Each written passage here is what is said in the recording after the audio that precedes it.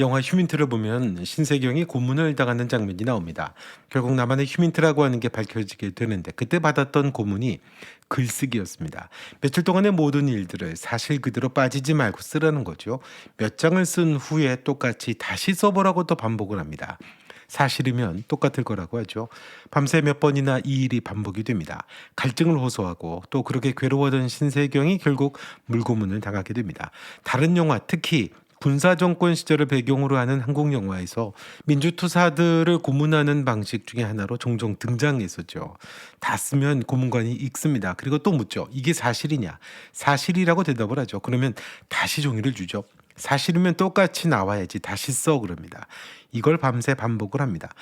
물도 안 주게 되고 그러면서 고문을 하게 됐죠. 때리지도 않고 잔인한 고문도 아닙니다. 그냥 글을 쓰게 하는 거예요. 근데 이걸 당한 사람은 완전히 무너지게 됩니다. 밤새 고통스러워하고 결국 하지도 않은 일을 했다고 인정하는 경우가 영화에 자주 나옵니다. 왜 그럴까요? 글을 반복해서 쓰는 건 대체 왜 그렇게 잔인한 걸까요? 하나만 먼저 물어보죠. 어제 저녁에 뭐 드셨는지 기억나시나요? 그러면 지난주 월요일 저녁은 어떤가요? 좀 헷갈리죠. 그러면 지난달 15일 저녁은 기억나시나요? 거의 기억이 안 나시죠. 근데 사실 이게 정상입니다. 우리 머릿속의 기억이라고 하는 게 사실 비디오 녹화 같은 게 아니거든요.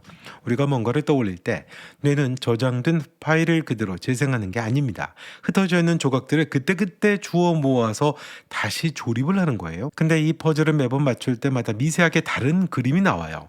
어떤 조각은 빠지고 어떤 조각은 약간 다른 모양으로 끼워지고 이건 뇌가 고장난 게 아닙니다. 원래 기억이라는 게 그렇게 작동을 하는 거거든요. 퍼즐처럼. 미국의 기억 연구자 엘리자베스 로프터스라고 하는 분이 있습니다. 유명한 실험을 했는데요. 사람들한테 어린 시절에 진짜 있었던 일 세 가지를 알려주고 거기에 가짜 경험 하나를 슬쩍 섞습니다. 쇼핑몰에서 길을 잃었다는 이야기였는데 실제로는 일어나지 않은 일이에요. 근데 참가자한테 이걸 반복해서 떠올려 보라고 했더니 4명 중에 1명이 그 가짜 기억을 진짜로 기억해냅니다. 심지어 그때 옆에 있던 사람이 어떻게 생겼는지까지 스스로 만들어 말하기까지 합니다. 반복해서 떠올리는 것 자체가 기억을 바꿔버리는 겁니다.